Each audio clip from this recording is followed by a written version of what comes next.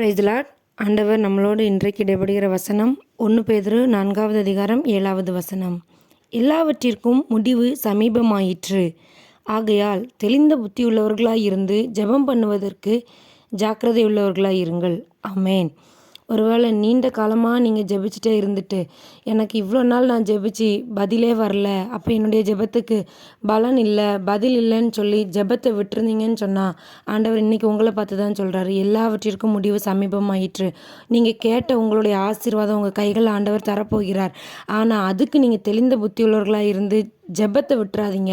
உங்கள் புத்தியை பிசாசு மழுங்க பண்ணியிருக்கலாம், பலவிதமான சிந்தனைகளை கொடுத்து உங்களை ஜெபத்திலிருந்து விலக்கி கொண்டு போயிருக்கலாம்.